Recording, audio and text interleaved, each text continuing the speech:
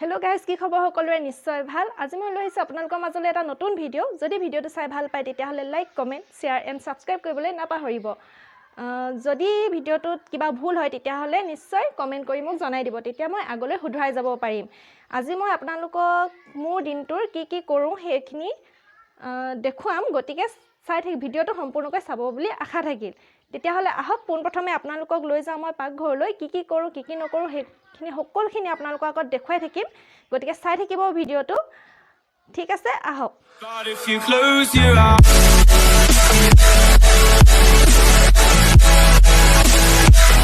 তো গাইস পোনপ্ৰথমে মই পাকঘৰলৈ আহি ভাতটোকে পাতি দিলোহি আসলতে ভাতটো যদি হৈ যায় পাছত ভাজিখিনি বনাবলৈ সুবিধা হয় আৰু এতিয়া ধুনীয়াকৈ খিনি লৰাই দিছো জুইকুৰা দি দিছো হৈ আছে বাকি সবজি কাৰণে মই যোগাৰ কৰি লওঁ আজি আমাৰ ঘৰত এটা স্পেশাল বস্তু আছে হেতু হৈছে গাহৰি খামাজি আসলতে মই গাহৰি খাই ভাল পাওঁ কোনে গাহৰি খাই ভাল পায় হেসকলে কমেন্ট কৰিবচোন আৰু যি সকলে খাই বেয়া পায় হেসকলে স্কিপ কৰিব পাৰে বাৰু গুটি দিনটো বাৰু গাহৰিকে দেখুৱাই নাথাকো এতিয়া এফালে তেল গৰম কৰি লৈছে একদম বেসিক ভাৱে বনাম অকনো মছলা নিদো আৰু এতিয়া পিয়াজখিনি দি দিছো ইয়াত পিয়াজখিনি ভাজি লম ধুনীয়াকৈ ৰঙা হোৱালৈকে ধুনীয়াকৈ যেতিয়া ব্ৰাউনকৈ ৰঙা হ'ব তেতিয়া কালাৰটো আসলে ভাল আহে মছলা যেহেতু নিদো তেল একেবাৰে কমকৈ দিছো কাৰণ গাহৰিটো ইনো চৰ্বি থাকে ন তেল থাকে সেইকাৰণে তেলটো একেবাৰে কমকৈ দিছো এইখিনি এতিয়া ৰঙা হ'বলৈ ধৰিছে এতিয়া ইয়াত মই নিমখ দি দিছো আসলে মই নিমখটো তেলতে দিও তেতিয়া ধুনীয়াকৈ মাংসৰ ভিতৰ সোমাই যায়তো আৰু এতিয়া হালধি দি দিছো বেলেগ একো মছলা ব্যৱহাৰ নাই কৰা একদম সিম্পল ভাৱে বনাম ঘৰতে খাম আলহী নাহে যেহেতু একদম সিম্পল ভাৱে খাবলৈ ভাল হয় এতিয়া ইয়াত আদা নহৰু অলপ দি দিছো খুন্দি পিনি ইনে ৰাফকে মিহিকে নহয় ইনে ৰাফকে খুন্দি মিলি দি দিছো এতিয়া ইয়াত মাংসখিনি দি দিছো মই এইটো ৰেচিপি হিচাপে নহয় একদম স্পিড দেখাইছো আপোনালোকে ইনে জাষ্ট ৰেচিপি বুলি বলে ইয়াত বিশেষ একো নাই একদম নৰমালকে বনাইছো আপোনালোকে যিদৰে খায় হেবেকে বনাইছো আসলতে তে ইয়াত মাংসখিনি অলপ ফ্ৰাই হোৱাৰ পিছত মই আলু দিছো দেই অকমান যেতিয়া ফ্ৰাই হৈ ৰঙা হৈছিলে তেতিয়া আলু দিছো আৰু অলপ আদা ৰসুন এতিয়াও দি দিছো তেতিয়া সেন্টটো মানে ভাল আহে এতিয়া ইয়াত যেতিয়া আলুখিনি অলপ ভিজি যাব তাৰ পিছত কচু পুলি দি দিছো অলপ আধা হিজা নিচিনা হলে কচু পুলি দিবলৈ ভাল তাৰপিছত ঢাকন লগাই দিছো এতিয়া কণ বিলাহী দি দিছো ডাঙৰ বিলাহীটোতকৈ কণ বিলাহীটো দিলে খাবলৈ ভাল হয় আসলতে এইফালে মাংস ৰেডি এতিয়া ভাতটো খাই লওঁ একদম ধুনীয়াকৈ সালাড বনাই লৈছো নেমু জলকীয়া কচু গাহৰি খুব ভাল লাগিছে নিজুন্নাখনত উঠি খুব ভাল লাগিছে কুক কুক কুক জুন্নাখনত উঠি খুব ভাল লাগিছে এখন আইতাই বনাই দিয়া জুলনা নি আইতাই বনোৱা জুলনা খেলি থাকা দেই মই মামাম বনা খেলি থাকা দেই খেলি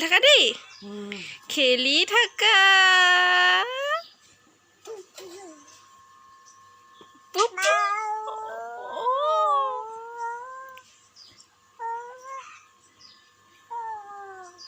তো গাইস এতিয়া আমি গৈ আছো বাহঁতৰ ঘৰলে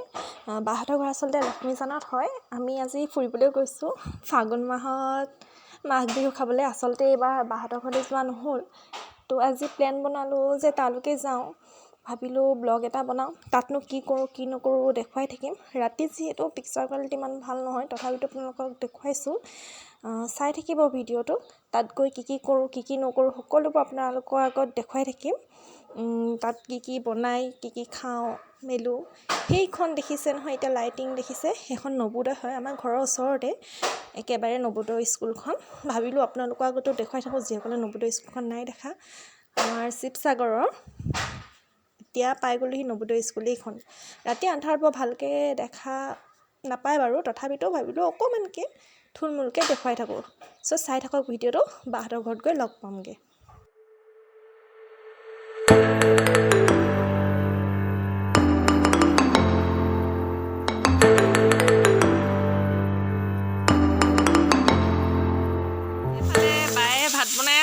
আহি পালোহি কি বনাইছে মাংস বনাইছে এইফালে বিন্দাই জমি চাই আছে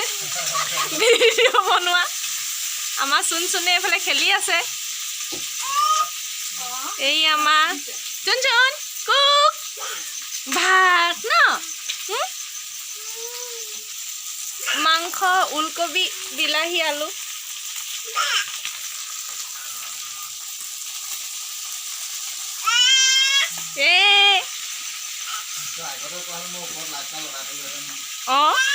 কেমেৰা কোৱালিটিটো ভাল অহা নাই। ইনো মোবাইল চোবাইল ভাল নহয়, কেমেৰা কোৱালিটি বেয়া আহিছে। খেতিটো দেখুৱাব পাৰিলোহেঁতেন আকৌ। দিনে পোহে আহিম বুলি কৈছিলে আকৌ, নাহিলে এজন। জানবাই কিবা এটা কৈ দিয়ক আকৌ। কি ক'ম আৰু, হাই এইফালে ভাজি বনাইছোঁ, মাংস ভাজি আৰু দালি বনাই থৈছোঁ, মাছ ফ্ৰাই কৰি থৈছোঁ, দেখাই দিয়া। মাছ ক'ত আছে? এইবিলাক এইফালে মাছ ফ্ৰাই কৰি থোৱা আছে। ৰাতি আন্ধাৰ, পোহৰটো দি দিছোঁ। ইফালে মাছ ফ্ৰাই কৰি থোৱা আছে, এইফালে পেটু ভাজি ন এইখিনি। এইফালে পেটু ভাজি বনাই থোৱা আছে ধুনীয়াকৈ, খোৱাহে কথা। এইফালে আমাৰ চুনচুনে খেলি আছে, এইফালে টিকলিজনী ৱা লাজ কৰিছে তাই। এইফালে ভণ্টি এইফালে লুকাই দিছে। মোবাইল দেখিলে লাজ কৰে। আমাৰ এইও মোবাইল দেখিলে লাজ কৰে। এইফালে মাংস এইফালে বনাই থোৱা আছে, আদা ৰচুন। তাৰপিছত এইফালে ওলকবি, বিলাহীৰ লগত মাংস। চৌকাটো কিন্তু ভাল লাগিছে, চৌকা ষ্টাইলটো ধুনীয়াকৈ বনাই লোৱা হৈছে একদম ভিতৰতে। ধোঁৱাও নোলায় ন ইমান এই চৌকাটো। ইফালে বেলেগৰ ফালে তাত মানে হেৰি কৰিবলৈ নাই পটককৈ সিজে। এইফালে বনাই হৈ লওক, তাৰপিছত দেখাম বাৰু আপোনালোকক।